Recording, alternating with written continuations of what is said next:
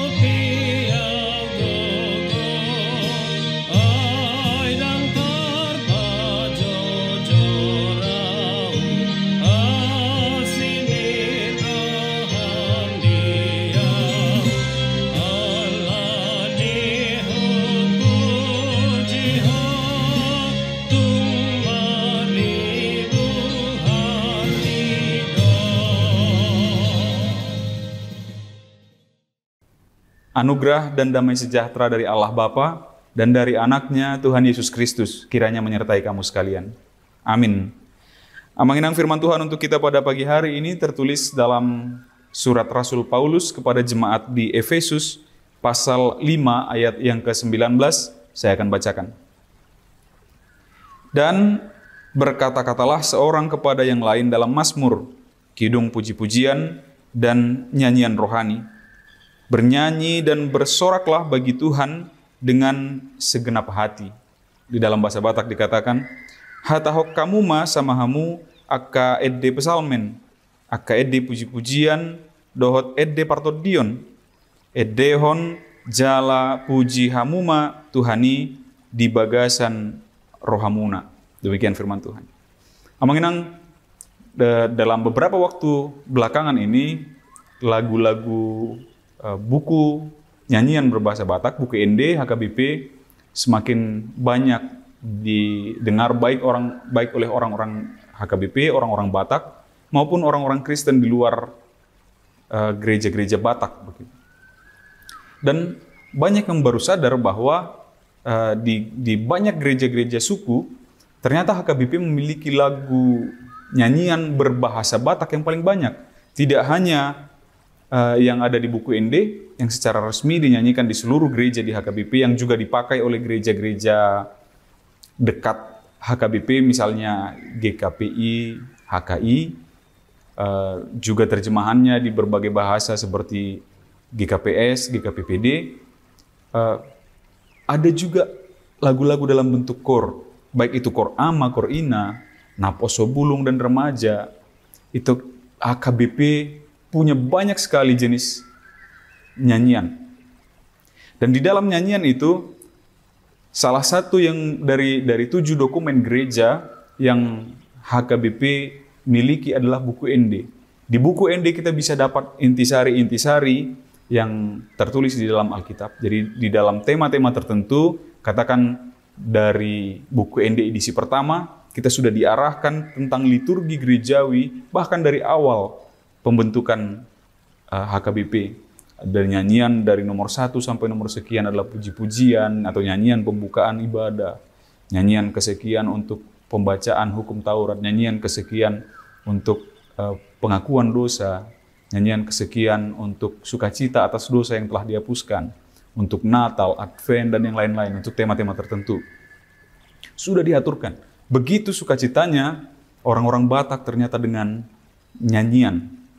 Bahkan tradisi mengandung orang-orang Batak itu masih kita pakai sampai kepada kekristenan pada zaman ini di HKBP. Walaupun akhirnya kita ganti, katakanlah dalam keadaan berduka, ketika ada rombongan yang datang atau punguan yang datang untuk melayat, selalu dikatakan, songon sikat ni adung nami, sebagai pengganti adung kami.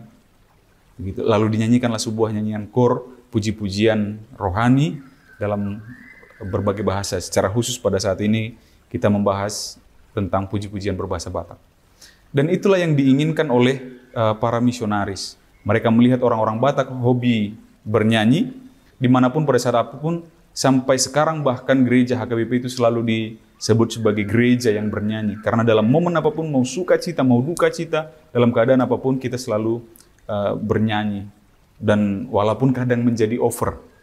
Jadi sesudah selesai acara, ada acara bebas itu nyanyian, sampai tari-tarian dilakukan di sana, tetapi yang sudah lebih sekuler begitu. Kadang memang kita harus akui, kalau orang Batak sudah dikasih momen untuk bernyanyi bersama, kadang mau kelewatan.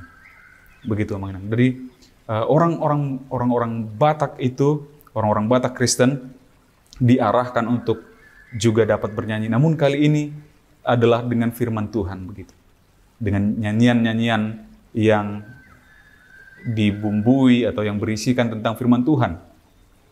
Bahkan lagu-lagu kesukuan, lagu-lagu sekuler, ada beberapa yang kita HKBP tulis ulang liriknya, dimasukkan ke dalam buku ND atau dijadikan core dan dimasukkan ke sana firman Tuhan. Supaya kita bisa juga menikmati, supaya kita bisa enjoy, supaya kita bisa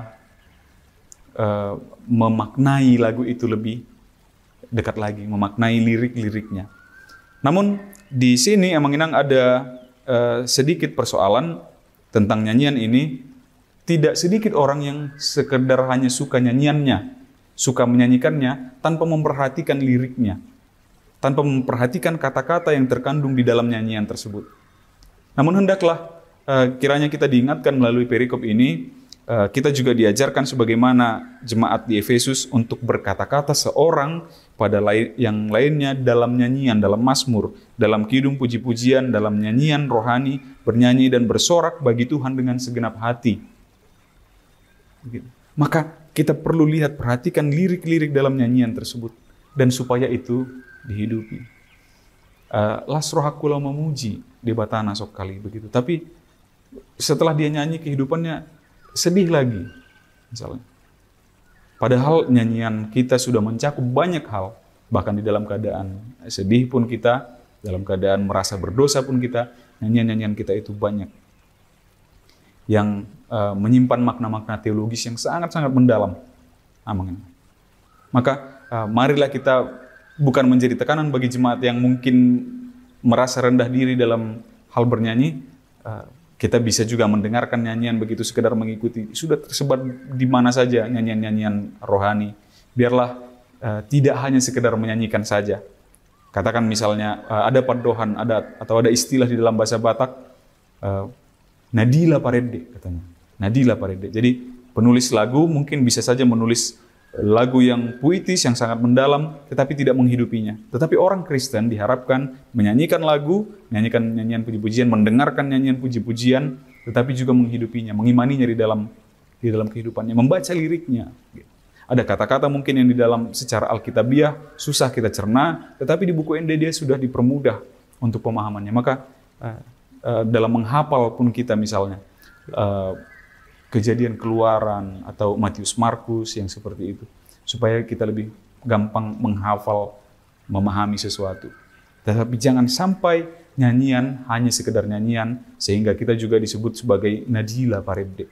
Tetapi biarlah lirik dari setiap nyanyian itu, terutama Amang Inang, teman-teman remaja Naposo Bulung yang senang bernyanyi, yang senang kor, yang senang bermain musik rohani, biarlah juga menghidupi apa yang mereka nyanyikan, apa yang kita nyanyikan itu di dalam kehidupan kita.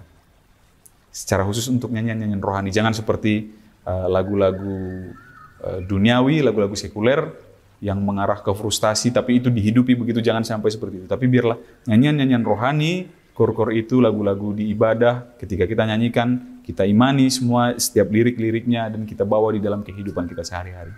Amin. Kita bersatu dalam doa. Terpujilah Engkau ya Allah Bapa kami atas segala anugerah-Mu di dalam kehidupan kami sampai pada saat hari ini. Terima kasih atas firman-Mu ya Bapa yang mengingatkan kepada kami agar setiap nyanyian puji-pujian, nyanyian lagu-lagu rohani, nyanyian mazmur dapat kami lantunkan untuk memuji dan memuliakan nama-Mu saja. Biarlah juga setiap lirik dari nyanyian-nyanyian rohani yang kami perdengarkan maupun yang kami dengarkan sehari-hari, ya Bapa, bisa menguatkan kami dalam melaksanakan segala aktivitas kami, menjadi penuntun kami di dalam kehidupan kami, yang mempermudah kami untuk memahami firman-Mu yang tertulis di dalam Alkitab. Ya Bapa, kami serahkan segala perjalanan, aktivitas pekerjaan, rencana kami sepanjang hari ini hanya ke dalam tangan pengasihan-Mu, biarlah dapat berjalan penuh sukacita dan damai sejahtera. Di dalam nama Anak-Mu Yesus Kristus kami berdoa dan mengucap syukur. Amin. Demikian renungan pagi kita untuk hari ini yang mengenang. Sampai jumpa di hari esok. Selamat beraktivitas. Tuhan memberkati. Horas.